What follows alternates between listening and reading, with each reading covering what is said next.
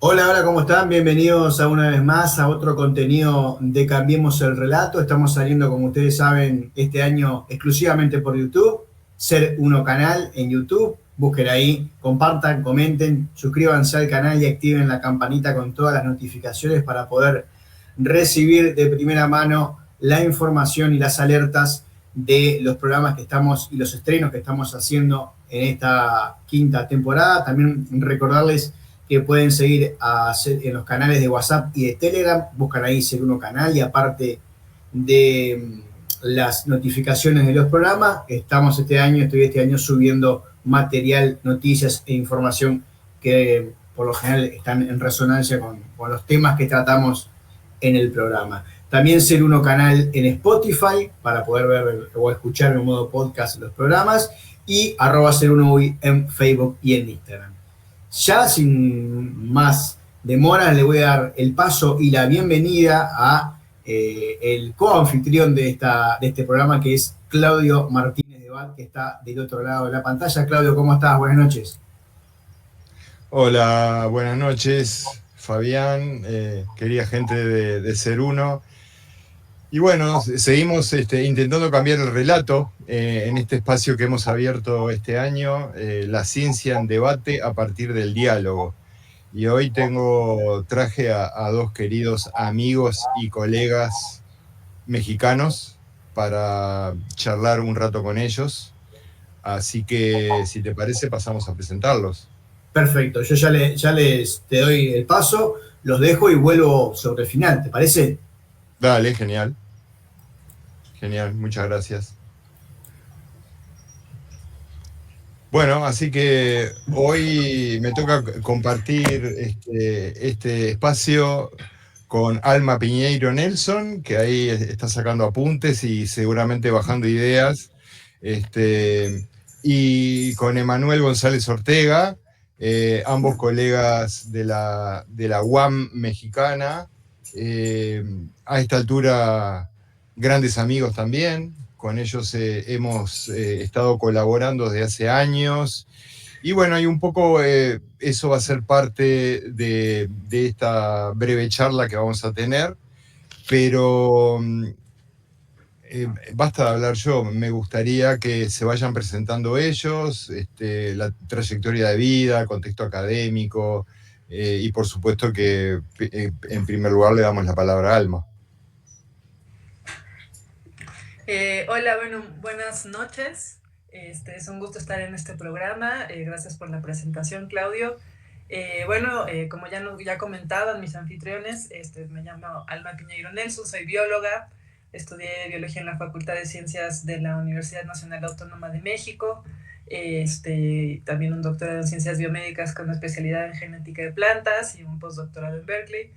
Y desde hace casi 10 años estoy trabajando en otra universidad en México que se llama Universidad Autónoma Metropolitana, en la unidad Xochimilco, vinculada con la carrera de agronomía.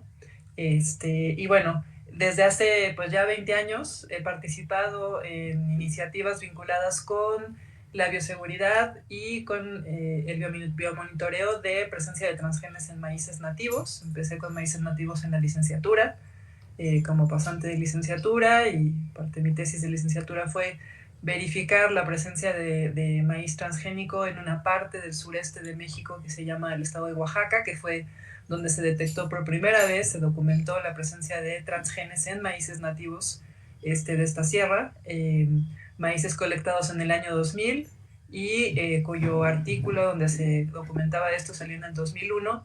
Y eso en México generó un gran debate sobre cómo era posible que con solo 5 años de siembra a gran escala de esta tecnología en Estados Unidos, que por supuesto es nuestro país vecino al norte, y con una moratoria de facto en México para la siembra de maíz transgénico a campo abierto en nuestro país, porque ya desde entonces se anticipaban muchos problemas de bioseguridad si esto ocurría, dado que México es el centro de origen y diversificación, de origen, domesticación y diversificación del maíz en México. Pues entonces a 5 años de esta moratoria, a 5 años de que se había sembrado a gran escala en Estados Unidos, y en ese entonces 3 años de esta moratoria de facto, ¿cómo es que estábamos encontrando maíces nativos con presencia de transgenes en una zona relativamente apartada de México que no es de vocación agrícola, es más bien de vocación forestal. Eso generó todo un debate en donde se involucraron organizaciones campesinas, organizaciones de la sociedad civil, organizaciones ambientalistas, académicos y académicas de diferentes instituciones, y bueno, con posturas muy diversas en torno a este fenómeno documentado en México. Sin embargo, había un consenso entre varios de los que estábamos involucrándonos en este tema de que era un problema de bioseguridad para México, ¿no? Ahora, no solo porque somos el centro de origen biológico y domesticación del maíz y diversificación, sino porque además es nuestro alimento base, ¿no? Claro. Es decir, así como en quizá Uruguay, otros países con mayor legado europeo, Europa, Estados Unidos, el trigo es el alimento base, pues en México ese mismo papel lo cumple el maíz, ¿no? Entonces, bueno, participé en esfuerzos de monitoreo desde el 2002, con algunos en Oaxaca, también en otras partes de México, y bueno, salieron una serie de artículos académicos en el 2009. Mi doctorado fue en otro tema, pero nunca me mantuve muy lejos del tema de la bioseguridad de maíz nativo en México. Y ya después con Emanuel, regresando el postdoctorado, también seguimos participando en hacer un monitoreo de presencia de transgenes en alimentos, ¿no? De lo cual va a hablar Emanuel, entonces yo no voy a hablar demasiado de eso, pero lo que creo que sí es muy importante mencionar es que hasta el sexenio pasado aquí en México se tenía una postura de lo que unos colegas franceses sociólogos que estudiaron el panorama del debate sobre la presencia de maíz transgénico en México llamaron actuación de seriedad, ¿no? Es decir, las instituciones mexicanas, si bien tenemos una ley de bioseguridad de organismos genéticamente modificados que se entró en vigor hace casi 20 años, en mayo del 2005, si bien tenemos al Ministerio de Agricultura, el Ministerio de Medio Ambiente y otros ministerios involucrados con este tema, pues realmente se hacía más como que se hacía, que realmente se tomaban medidas de bioseguridad. El sexenio pasado, con el primer gobierno de izquierda en el contexto del siglo XXI, con el entonces presidente Andrés Manuel López Obrador, se empezaron a tomar diferentes medidas de manera importante, porque a la cabeza del Consejo Nacional de Ciencia y Tecnología mexicano estuvo la doctora Elena Álvarez Boya, que fue de hecho con quien me formé y que es una académica muy reconocida en México y en el extranjero, que entre otras cosas tiene una postura muy crítica al uso de esta tecnología en el contexto mexicano, ¿no? Y entonces, bueno, se empezaron a hacer diferentes esfuerzos académicos para seguir documentando pues qué tanto tenemos transgenes en los acervos de maíz de nuestro país, México, y otros esfuerzos de los que hablaremos quizá en un segundo punto, pero algo muy importante es que también se empezaron a llevar a cabo diferentes esfuerzos más bien legales, entre ellos 2 decretos presidenciales. El segundo, que fue el más trascendente para lo que vamos a tocar después, se decretó por el entonces presidente Andrés Manuel López Obrador en febrero del 2023, y este decreto lo que mencionaba, entre otras cosas, de manera importante, era que se prohibía la utilización de grano de maíz genéticamente modificado para su uso en la cadena de producción de masa y de tortilla, ¿no? La mayoría del maíz en México se consume de muchos platillos diferentes, pero la base de todos los platillos es la tortilla, ¿no? Y de ahí si la tuestan es tostada o si la fríen es tostada, de ahí derivan muchos alimentos. Entonces, esta parte del decreto de 2023, que es en la que me voy a detener ahora, generó en unos meses después que Estados Unidos pusiera una inconformidad ante el panel del Tratado de Libre Comercio de América del Norte, ¿no? El TEMEC, que tenemos México con Estados Unidos y con Canadá. Estados Unidos argumentando que esto iba a ser una afectación comercial para sus agricultores que exportan grano a México de manera importante, ¿no?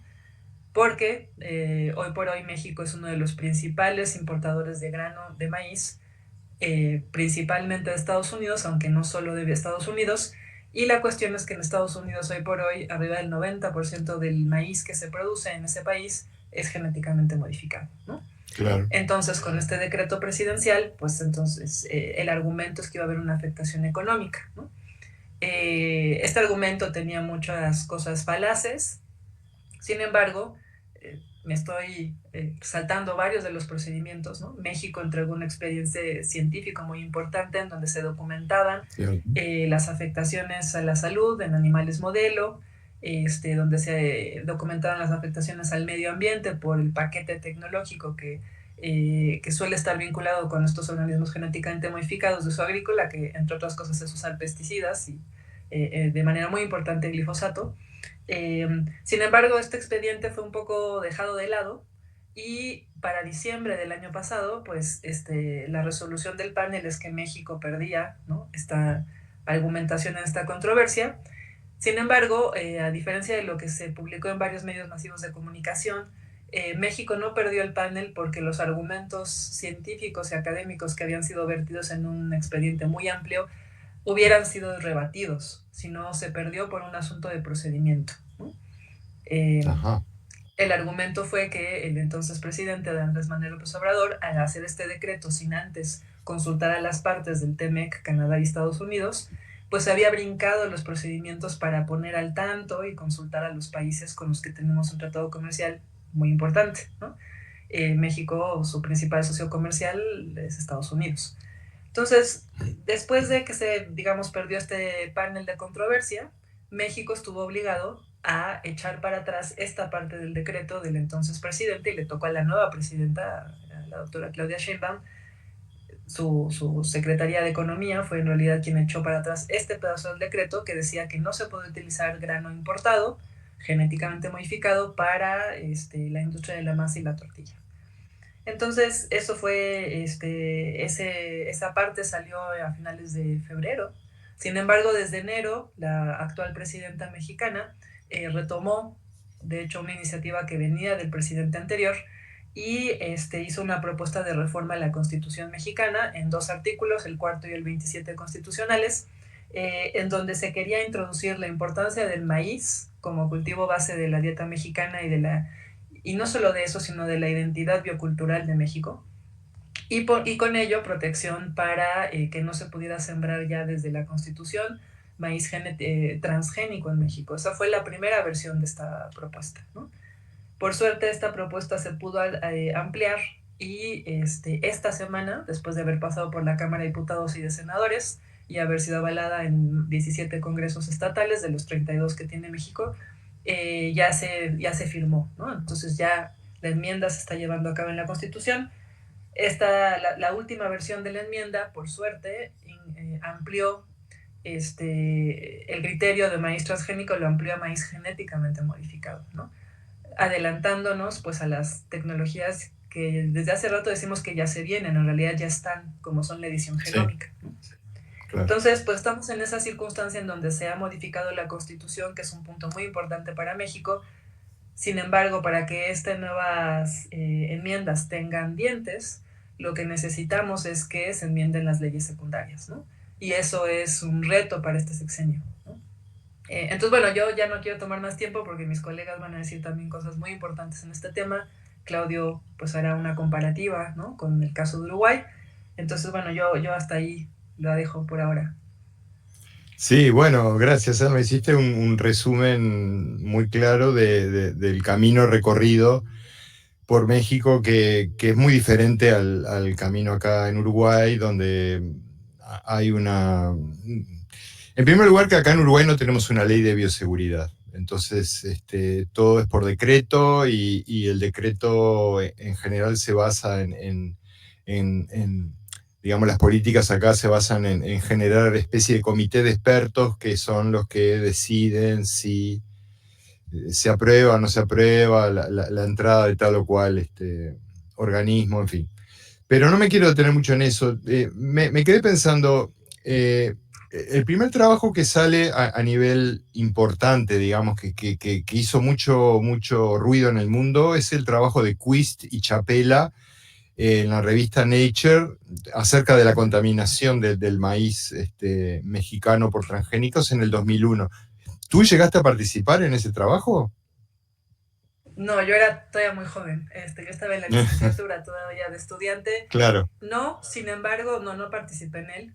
participé, digamos, en lo que vino justo después, que fueron las primeras Exacto. iniciativas para ser como becaria de licenciatura, ¿no? Yo entonces era muy joven, participé en esas primeras iniciativas, entre otras cosas lideradas por la doctora Elena Álvarez Bulla, para primero verificar si había presencia de transgenes en maíces de la Sierra Norte de Oaxaca, este lugar donde se detectaron originalmente, y también otros esfuerzos para hacer un muestreo a nivel del país, ¿no? En otras zonas del país para ver qué estaba ocurriendo, ¿no? Entonces Claro. sí participé en esa parte.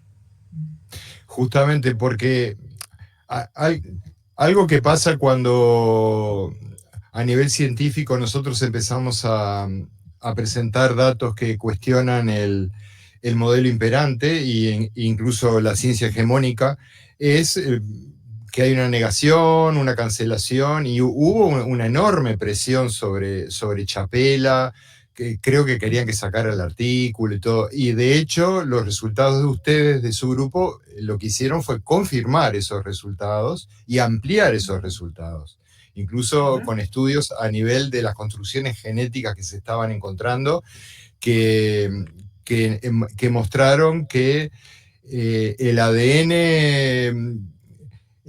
que se estaba encontrando en el territorio no era exactamente el que estaba en las patentes, sino que había ciertos rearreglos, y eso lleva a la idea de que el genoma, el ADN en sí, es mucho más plástico de lo que creemos, y que pensar de que vamos a modificar la naturaleza como si de un juego Lego se tratara de que sacás una pieza y pones la otra y simplemente con eso vas a modificar todo. Así no funciona. La naturaleza es mucho más, funciona de otra manera. Son otras leyes que todavía, como leyes, las tenemos que descubrir y describir. Pero quiero darle ahora la palabra a Emanuel, que está ahí esperando pacientemente. Lo que pasa es que con Emanuel ya venimos hablando fuera de cámara desde antes, entonces bueno, pero presentate, Emanuel, y enganchás un poco con este proceso que cuenta Alma, si te parece. Sí, claro. Primero, hola, buenos días, buenas tardes, buenas noches. Y agradecer a nuestro anfitrión, Fabián, que escuchando y haciendo una presentación breve, me parece que hace un trabajo fenomenal, ¿no? Desde este espacio, pero también desde lo que hace cotidianamente. Claudio, pues nos volvemos a encontrar desde hace ya, decíamos, 10 años o así, ¿no? Sí. Y las discusiones y reflexiones y trabajo nos encuentran. Entonces, pues para describir rápidamente quién soy yo y mi trayectoria, ¿no? Como hemos venido diciendo, pues yo soy de origen ingeniero biotecnólogo, ¿no? Uno va buscando ahí el camino que hacer o en qué profundizar un poco más. Y bueno, quería desde toda la vida ser veterinario, especializarme en algo de genética. Y de hecho, en la universidad entré a las dos carreras, pero estos caminos de la vida pues me llevaron a la biotecnología. Y después en el posgrado, en la maestría, pues en el sentido, pues quizá un poco todavía preguntándome muchas cosas, terminé haciendo o trabajando en un laboratorio de biotecnología vegetal con, curiosamente, uno de los, pues digamos, padres, si se le puede decir, de la ingeniería genética en México, ¿no? De plantas. Y allí empezó esta motivación o esta curiosidad y cuestionar cosas de un modelo que obviamente fui conociendo sobre la marcha, ¿no? De un modelo, pues, de ciencia, de pensamiento, que era totalmente vertical, totalmente hegemónico, como se dice, y totalmente en un sentido de privatizar. Ahora Sí. digamos, traigo la palabra privatizar porque en diferentes diálogos, ¿no? En los que he podido participar recientemente, pues el común denominador de este tipo de discusiones y discusiones sobre tecnología, pues es la privatización, despojo. Sí. Entonces, a medida que fui avanzando, pues después el doctorado ya cambié un poco de área, aunque en biotecnología también, pues fue en tema de, digamos, más hacia la virología molecular.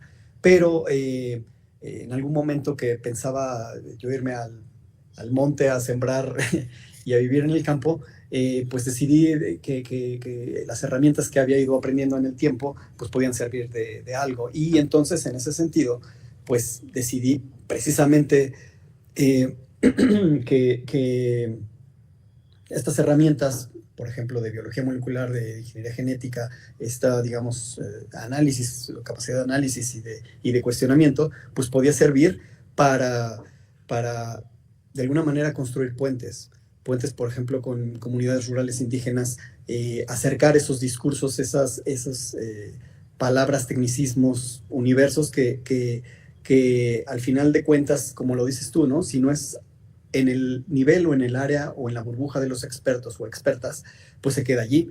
Entonces, todo esto, pues, viéndolo desde esa posición crítica, pues, creo que era y sigue siendo muy pertinente y muy necesario. Entonces, pues, aquí estamos. Ya en el camino también, pues, conocimos a Alma y hemos venido trabajando, hacíamos la cuenta el otro día, pues, más o menos desde hace 10 años, y ha sido un trabajo así bien virtuoso, bien complementario, y creo que ha servido para, con toda la humildad, quiero decir que los trabajos que hemos hecho y donde también por supuesto has participado, y voy a dar pie a eso también sobre precisamente los trabajos que hemos hecho, pues han servido para dar un pasito más en cuanto a información pública, transparente, sí, crítica y comprometida como con la sociedad y la naturaleza en América Latina, ¿no? Que eso después llevó a la conformación de esta unión de científicos con la Unión de Científicos Mexicana como referencia. Entonces, siguiendo la pauta de la explicación de Alma, pues precisamente creo que el primer trabajo de colaboración que hicimos, ¿no?, entre Uruguay y México, un equipo muy virtuoso, fue precisamente responder a la pregunta sobre el horizonte alimentario o el ecosistema alimentario, por decirle así, de productos elaborados con maíz de manera industrial ampliamente consumidos por la sociedad, en la sociedad mexicana, y concretamente en la región centro-sur de México, para determinar la presencia de transgenes y del herbicida glifosato. Entonces, para explicar muy rápido este estudio, pues para sorpresa nuestra, una gran sorpresa nuestra, encontramos que 8 de cada 10 muestras de casi 400 muestras diferentes, encontramos que tenían alguna variedad de maíz transgénico. Y una submuestra de estos alimentos categorizados como botanas, harinas, cereales del desayuno, tortillas, que son, ya lo explicaba Alma, de base de la alimentación mexicana, y que son la base de la alimentación mexicana actual, pero además dependiente para millones de personas en las ciudades, resulta que tiene esta gran cantidad de variedades de maíz transgénico y de trazas del herbicida glifosato, que en un contexto más amplio, pero del mismo paquete tecnológico, pues ha sido catalogado por la Organización Mundial de la Salud como probablemente cancerígeno. Entonces, sí, te paro ahí un poquito, Emanuel, sí, porque el trabajo que lo estoy presentando en pantalla en este momento es uno de los pocos trabajos y de los primeros trabajos que muestra la presencia masiva de transgenes y glifosato en comida derivada del maíz en México. Pero no solo se analizaron muestras mexicanas ahí, se analizaron muestras europeas y uruguayas. Y argentinas creo que también. Sí.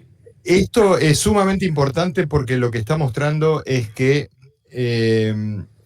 el transgénico que queda, o el ADN remanente transgénico, queda en los alimentos que consumimos.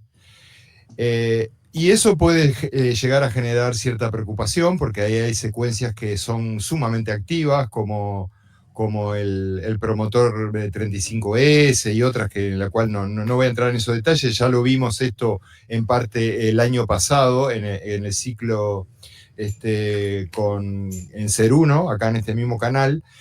Pero además, y esto es lo realmente importante, es que quedan trazas del herbicida utilizado en el cultivo. Quiere decir de que aún en las comidas ultraprocesadas encontramos restos de los plaguicidas utilizados en el modelo de producción en campo. Esto no es privativo del glifosato, sino que es en líneas generales de todo el modelo agroindustrial.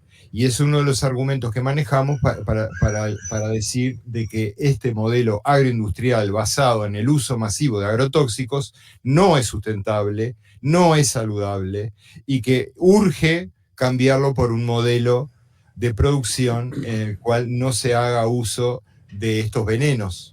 Un modelo basado en la guerra, no solo metafóricamente, sino en los hechos, en la guerra contra las malezas, contra las plagas, lo que sea, pero que en definitiva se nos vuelve en contra de nosotros mismos porque nos causa daños a la salud, ya sea directamente en nuestros organismos o afectando a nuestra microbiota, por ejemplo, porque se sabe que el glifosato tiene una acción de antibiótico. Entonces, está muy bueno lo que decís.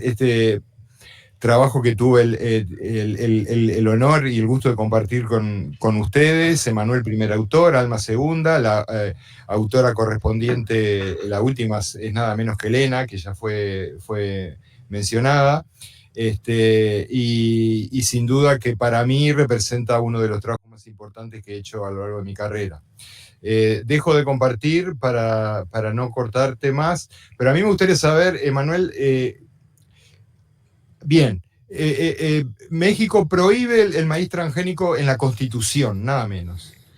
Pero ¿eso hace que no haya maíz transgénico en México? ¿O igual entra desde otros lugares? ¿Cómo es la cosa?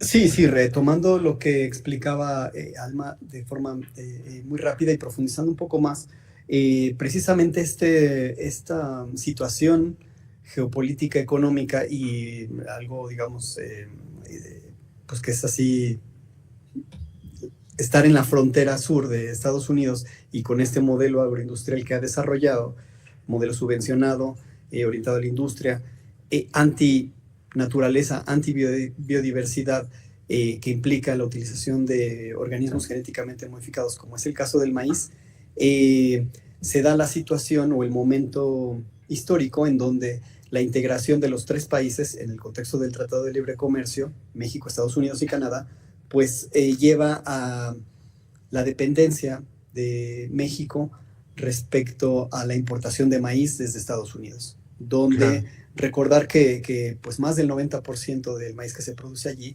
pues es genéticamente modificado, es transgénico. Y esto pues indudablemente dadas la poca o nula,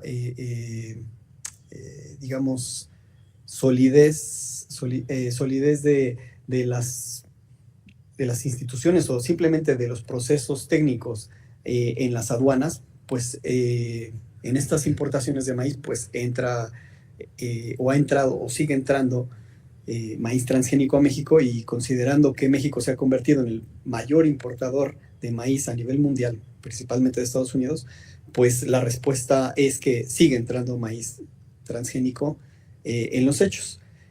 Algo que podemos, digamos, poner en sentido de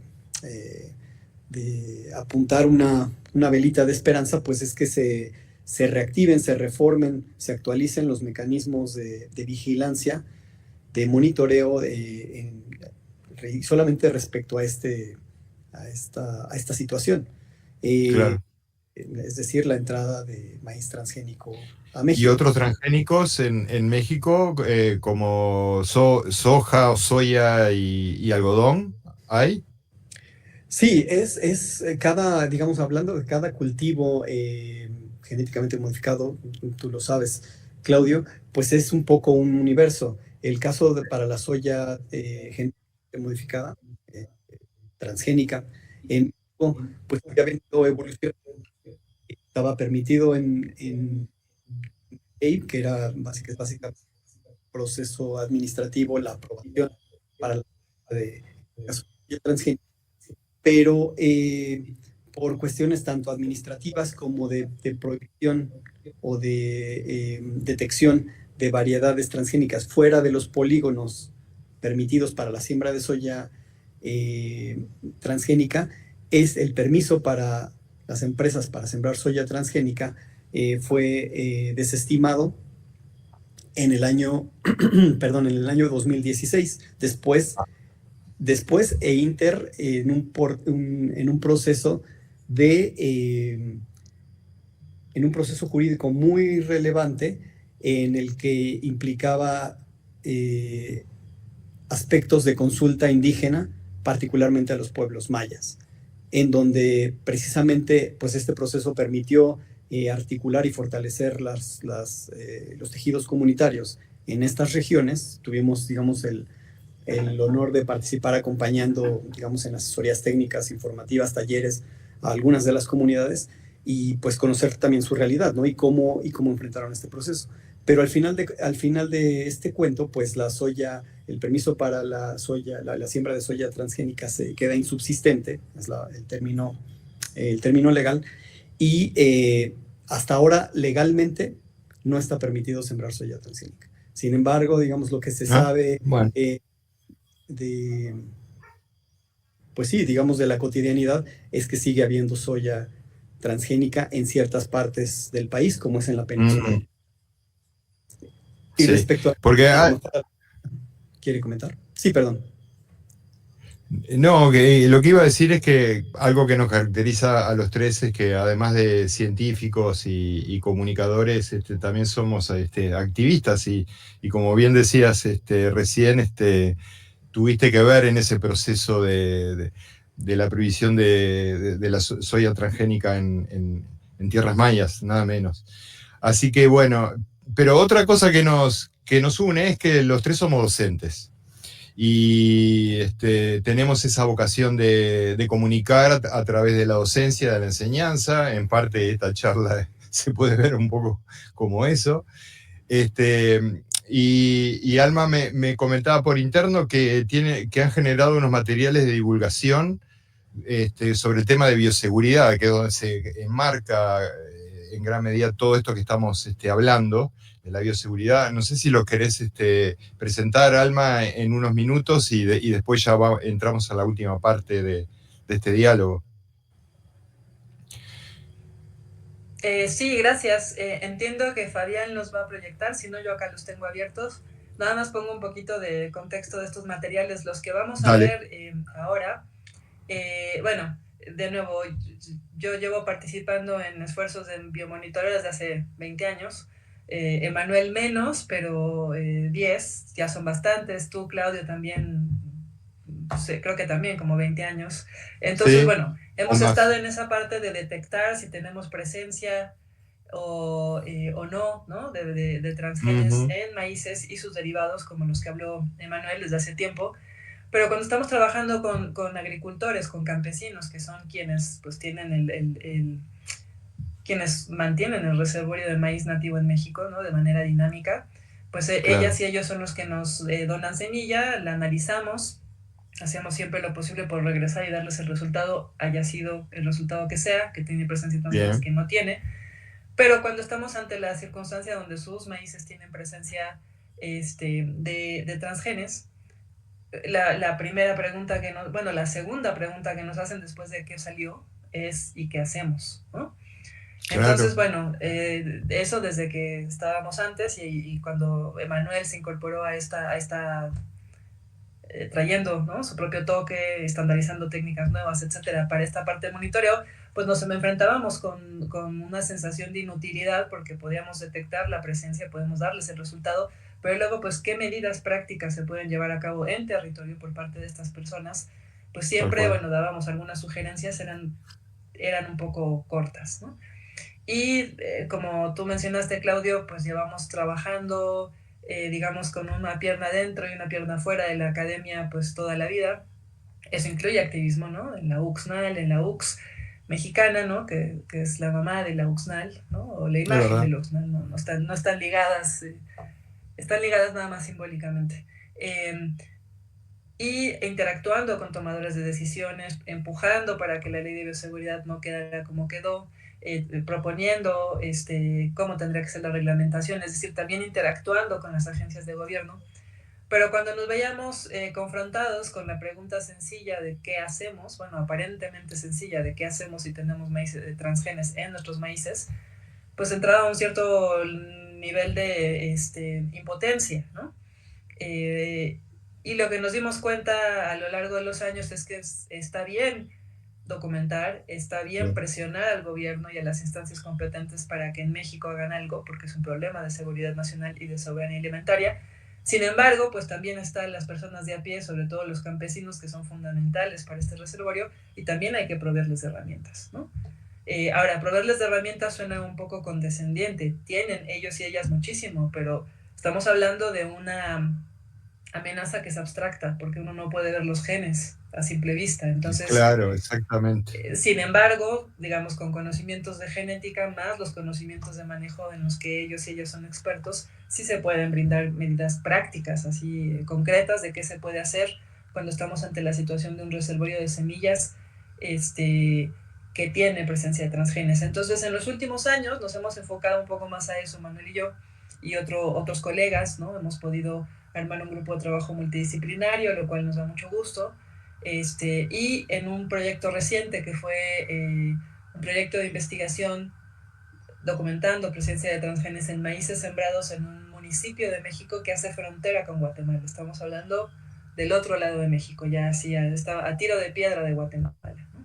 Que es el municipio de Tenosique, Tabasco. Elaboramos una serie de materiales para poder, derivados unos del diálogo con los agricultores y las agricultoras y diciéndonos cuáles eran sus circunstancias, cuáles eran sus posibilidades, ¿no? Porque a nosotros se nos pueden ocurrir muchas cosas, pero no están adecuadas al contexto local. Entonces sacamos una guía de bioseguridad comunitaria que se las devolvimos y fue producto de talleres participativos. Voy a ver si ahorita puedo, nada más enseñar. Lo tengo que subir acá. Tienes que poner presentar y buscar la ventana. Exacto, entonces voy a ver si puedo hacer eso. A ver si puedo compartir. Mientras tanto les cuento que con Alma y Manuel, tú andas subiéndolo cuando yo lo vea, te cedo la palabra, pero digamos, estos son temas que van evolucionando con el tiempo, ¿no? Entonces, como bien decía hoy Manuel, aparecen otras tecnologías y bueno, y tenemos que estar preparados a esas nuevas biotecnologías. Ahí estamos viendo, Alma, la guía comunitaria. Qué interesante. Entonces, ya estoy viendo ahí que es trabaja en el concepto de la red. Sí, eso fue una dinámica, digamos, integradora que planteó un colega que estuvo participando en el proyecto. Por ahí tenemos, de hecho, a Manuel acá a lo lejos, otro colega por acá, y agricultores y agricultoras del ejido en el que se estaba trabajando en ese momento. Entonces, esta guía de bioseguridad comunitaria, pues es un producto directo del diálogo de saberes, digamos, entre, pues sí, cierta experticia técnica que se necesita para poder determinar si algo tiene transgenes, ¿no? Explicar qué es eso, junto con el conocimiento local, ¿no? Y en ese contexto, pues esta guía, déjenme ver, es que tengo varias pantallas abiertas acá. Esta guía, pues eso, incluye, bueno, obviamente un agradecimiento a las comunidades, decimos cuál es el objetivo y decimos, bueno, cuáles son las diferentes medidas de organización comunitaria, ¿no? De nuevo, esto emanado del diálogo de saberes, no es nada más lo que a nosotros como grupo de investigación se nos ocurrió. Les devolvemos, digamos, esta información para poderla difundir entre las y los agricultores de allá. Entonces, bueno, ¿qué medidas se pueden tomar ante la presencia de maíz transgénico, ¿no? Medidas generales de contención a la dispersión, mediante acciones biológicas y físicas.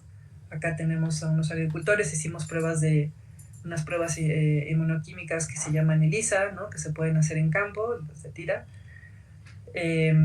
Luego recomendaciones generales, medidas preventivas. Entonces, bueno, esta guía nos permitió devolver el diálogo que habíamos tenido con las y los agricultores, y de cierta manera, pues también es una estrategia para, ¿cómo decirlo?, para activar la agencia que tienen, ¿no? Para que también, más allá de su, por supuesto, derecho de poder interpelar a las autoridades locales para que apoyen en la solución de esta situación, pues también ellas y ellos puedan tomar medidas concretas de protección, ¿no? Tal cual. Y creo que Manuel quiere hablar. ¿Quieres que te lo proyecte o así? No, es que es un comentario que complementa justamente lo que acabas de decir. Es decir, que las personas, las comunidades, desde sus realidades, desde su cotidianidad, pues, toman pues estas acciones, pero también, y me parece muy importante, lo decíamos antes de iniciar la sesión, así hablándolo muy rápido, todo esto se da, digamos, esta evolución precisamente incluso de la bioseguridad, se da en el contexto de que la bioseguridad institucional se vio y se ha visto rebasada históricamente, ¿no? Me refiero a los mecanismos y acciones y marcos normativos federales, nacionales, que han sido inoperantes desde hace años. Y esto, pues, se comentaba al principio, pues desde que se da el reporte científico de la presencia de maíz transgénico. Entonces, ante esta, digamos, pues yo lo veo así, esta inoperancia deliberada o por omisión, pues se dan estas reflexiones y se llega a un momento específico de poner en acción estas ideas de construir bioseguridad comunitaria en las comunidades. Sí, queda claro de que hacen falta mucho más controles, ¿no? O sea, hoy hablabas, por ejemplo, en la aduana, de que controles para que no entre el maíz transgénico, controles a nivel de campo para ver que no haya contaminación. Y van a hacer también, va a hacer falta controles, y cuando me refiero a controles me refiero a la parte analítica, así como ustedes mostraban, que puede ser desde una pequeña reacción que tiene lugar en un tubo con una tirilla reactiva y te dice si es o no transgénico. Dado que la industria no se maneja con transparencia, porque la industria debería, ya que tanto promueven sus productos, decir, bueno, vamos a poner una especie de sello para que lo puedan detectar, porque total no hay ningún problema. Y esto es especialmente grave en las tecnologías que se vienen ahora, y en esto quiero entrar ahora en el tema con el cual quiero cerrar, que es el de la edición génica o genómica, o genética incluso. El otro día en una conversación que teníamos con Elena en un Zoom, era siempre a ver cómo llamarlo, si génica, genética o genómica. Como sea, se abre la posibilidad hoy por hoy de hacer una edición así tal cual de la parte genética y epigenética, o sea, de la parte regulatoria de la genética a nivel de organismos, ampliando no solo las funciones a las cuales se apunta, sino la cantidad de organismos que se pueden editar.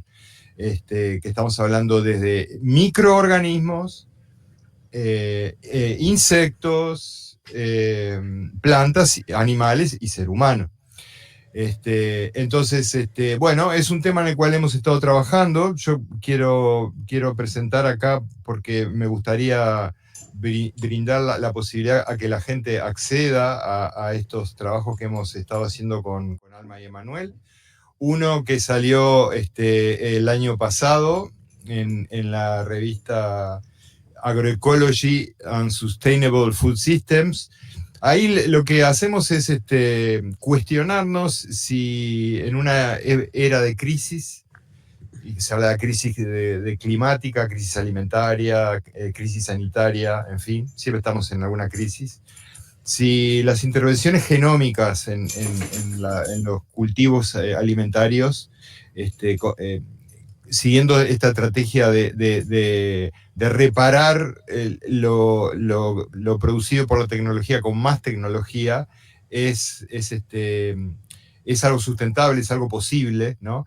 Y también tenemos una versión en español, la edición génica y la agroecología en la encrucijada, una pareja disfuncional y dispareja en el reino de las promesas de coexistencia.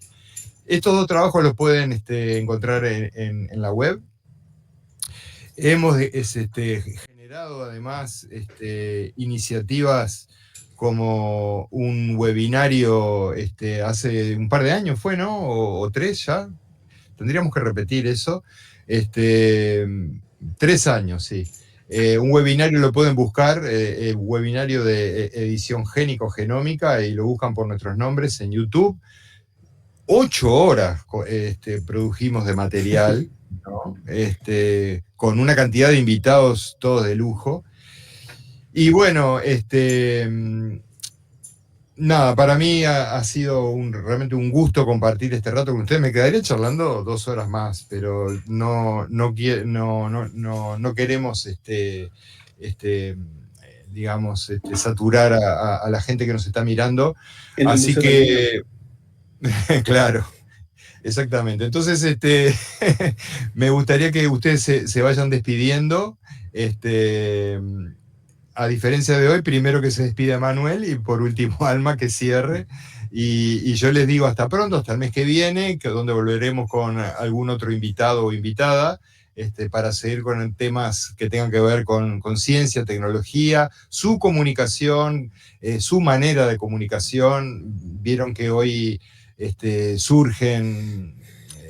La parte del discurso es sumamente importante y por eso a mí me interesa en particular dialogar con gente que dice las cosas claras como son y no anda con mucha vuelta, ¿no? Que ser directo, y bueno, ¿por qué esos discursos, esas narrativas donde se nos presentan en los grandes medios de comunicación?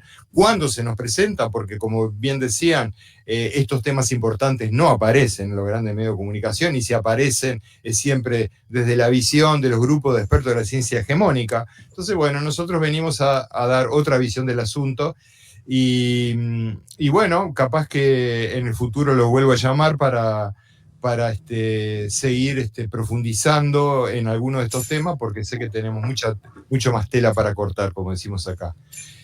Emma. Sí, pues agradecer a Anfitrión, Ser Uno, a Fabián, muchas gracias por el espacio.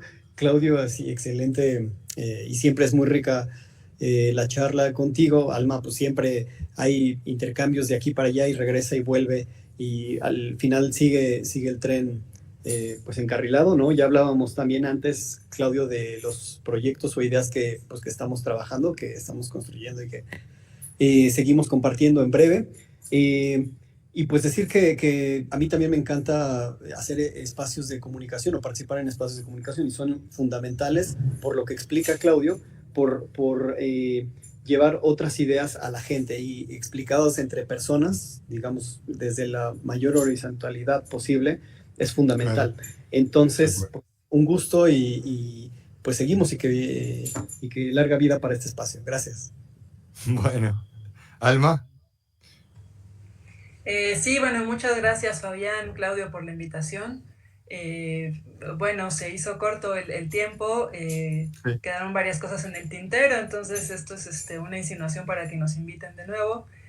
Vale. Sin embargo, bueno, esperamos que la charla sea útil y que sea estimulante y que brinde información también para los propios procesos que se están llevando allá en Uruguay, en otros países de Sudamérica, Argentina, en fin, ¿no?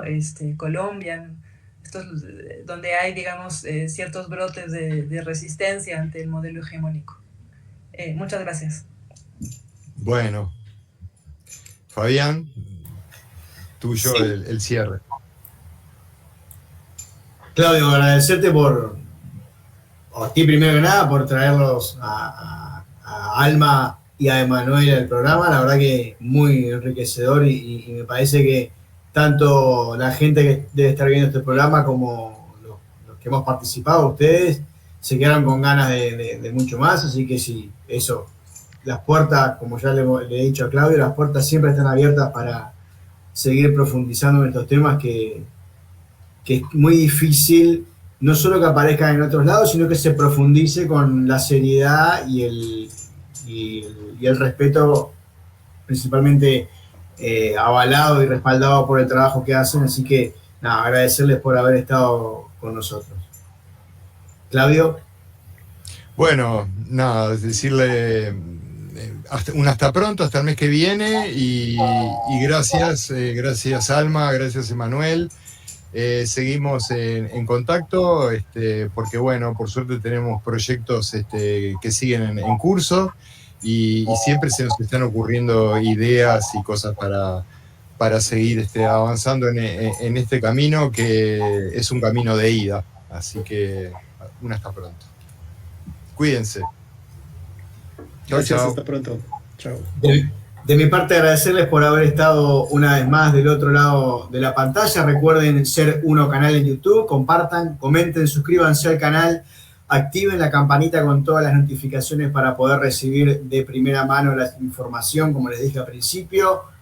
@Ser Uno hoy en Facebook y en Instagram, Ser Uno Canal en YouTube, en Spotify y en WhatsApp, en Telegram.